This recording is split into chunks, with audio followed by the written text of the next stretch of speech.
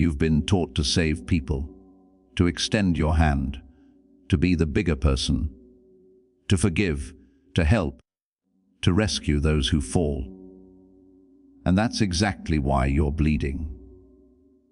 Because while you were busy being noble, they were busy feeding on your weakness. Machiavelli understood something that most people will never accept. Some people are not broken. They are not victims of circumstance. They are predators, and your compassion is not a virtue to them. It's an opportunity. Let me be clear. This is not about cruelty. This is not about abandoning everyone who stumbles. This is about recognizing the patterns that will destroy you if you refuse to see them. There are 6 types of people who will drain every ounce of energy, ambition, and peace from your life. And the moment you learn to identify them, the moment you learn to walk away without guilt, is the moment you reclaim your power. The first type is the eternal victim. You know who I'm talking about. The person whose life is a never-ending tragedy. Every conversation begins with a new catastrophe. Every solution you offer is met with a reason why it won't work. They don't want your help. They want your attention. They want you to validate their helplessness, because helplessness absolves them of responsibility. Machiavelli wrote that men are more inclined to follow those who appear strong than those who appear weak. But the eternal victim inverts this. They weaponize their weakness. They make you feel guilty for your success, for your stability, for not suffering as they do. And here's the trap: the more you help them, the more they need you. Because if they actually improved, they would lose their identity. Their entire sense of self is built on being the person things happen to, never the person who makes things happen. You become their emotional crutch, and they will resent you for it, even as they cling to you. Because deep down, they know the truth. They know they've chosen this, and your presence reminds them of that choice. I've watched brilliant people destroy themselves trying to save someone who had no intention of being saved. They pour years into a friendship, a relationship, a family member who only takes. And when they finally collapse from exhaustion, the eternal victim doesn't thank them. They find someone else. Because the problem was never the circumstances. The problem is the addiction to sympathy. The addiction to being powerless. You cannot save someone who is in love with their own suffering. And every moment you spend trying is a moment stolen from your own life. The second type is the perpetual ingrate. This is the person who forgets every favor the moment it's rendered. You help them get a job, and within weeks they're complaining about the commute. You lend them money, and they resent you for having it to lend. The Stoics had a term for this kind of person. They called them those who lack gratitude, and they considered ingratitude one of the most corrosive character flaws. Because gratitude is what binds societies together. It's the recognition that we are interdependent, that kindness deserves acknowledgement. The ingrate rejects this.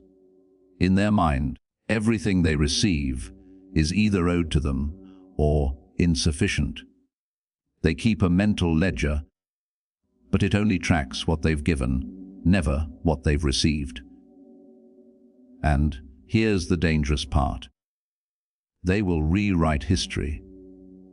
6 months after you've helped them, they'll tell a story where they did it alone, where you were barely involved. Or worse, where you were actually an obstacle they had to overcome. Machiavelli warned that benefits should be given little by little, so that they may be better enjoyed. But the ingrate doesn't enjoy benefits. They consume them and immediately look for the next source. You become a utility to them, not a person. And the moment you stop providing, they will turn on you with a viciousness that seems incomprehensible. How can someone you helped so much treat you so badly? Because they never saw it as help. They saw it as their due.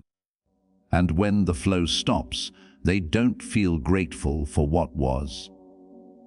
They feel cheated out of what could have been. These people will hollow you out. And they will do it with a smile, right up until you have nothing left to give. The third type is the energy vampire who disguises themselves as the seeker of wisdom. This one is subtle. This one is dangerous because they appear hungry for growth. They ask deep questions. They want your time, your insights, your experience. They make you feel important, needed, wise. But watch what happens after you give them your knowledge. Nothing. They don't apply it. They don't change. They don't grow. They come back next week with the same problems, asking the same questions, seeking the same validation, because they're not actually seeking wisdom. They're seeking attention. The act of asking is the point, not the answer. In Renaissance Italy, Machiavelli observed courtiers who would endlessly seek the counsel of princes, not because they intended to follow it, but because proximity to power made them feel powerful. The energy vampire operates on the same principle. Proximity to your wisdom makes them feel wise without the effort of actually becoming wise. And here's how you know the difference between a genuine seeker and an energy vampire. A genuine seeker takes your advice, tries it, fails or succeeds, then comes back with new questions based on their experience.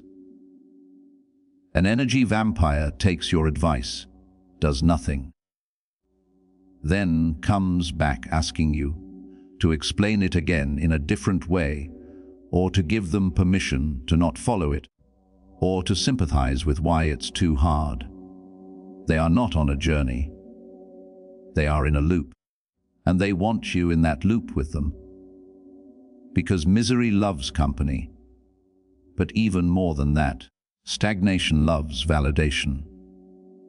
If they can keep you talking, keep you engaged, keep you invested in their theoretical transformation, they never have to face the terror of actual change.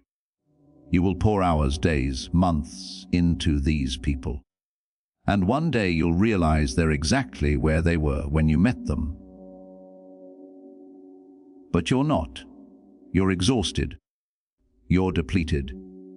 You've given them the map, the compass, and the provisions, and they've used them all as decorations for the prison they refuse to leave.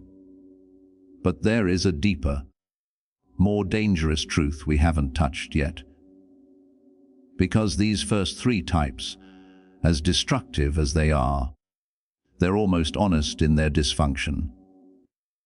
The next three are far more insidious. They're the ones who will make you question your own perception of reality.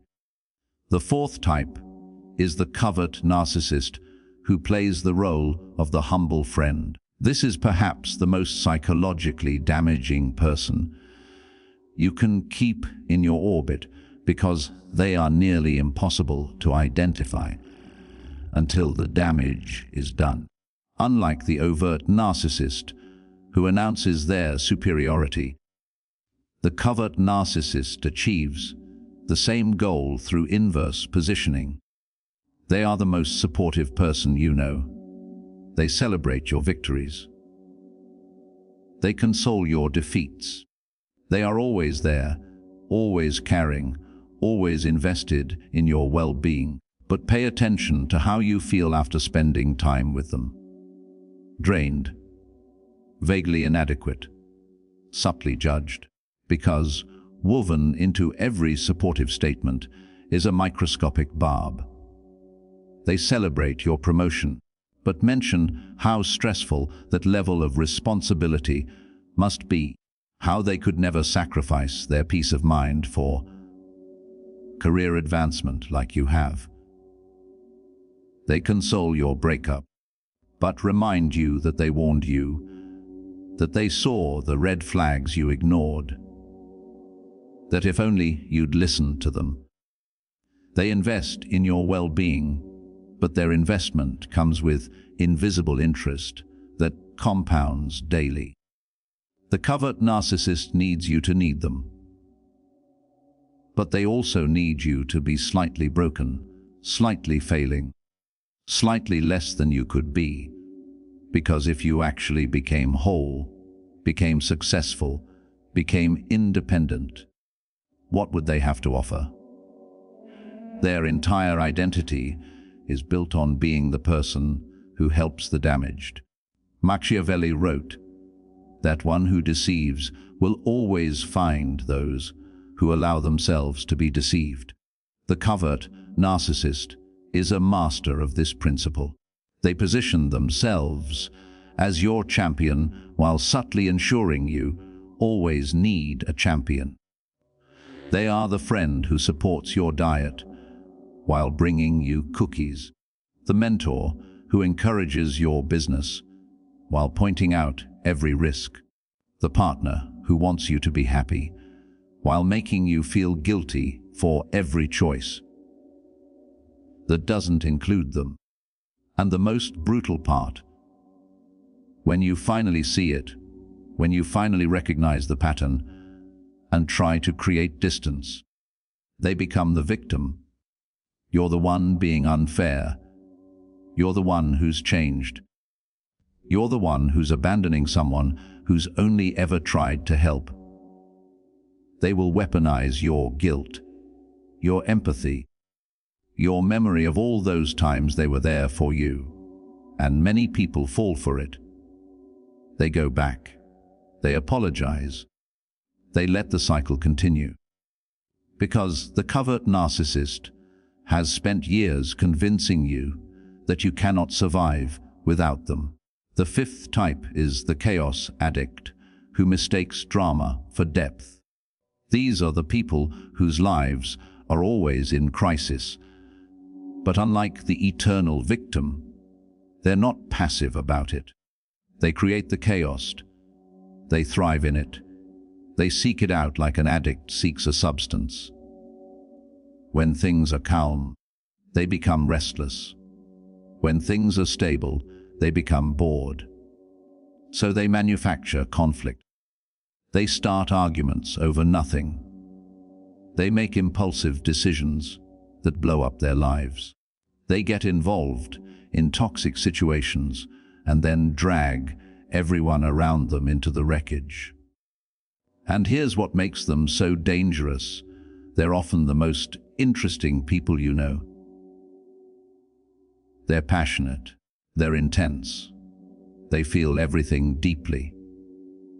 Conversations with them are never boring. They pull you into their world with the gravitational force of a black hole. And for a while, it feels alive. It feels real. It feels like finally you're experiencing life at full volume instead of the muted existence everyone else settles for. But Machiavelli understood that chaos is not depth. Intensity is not meaning. The chaos addict confuses the two because stillness terrifies them.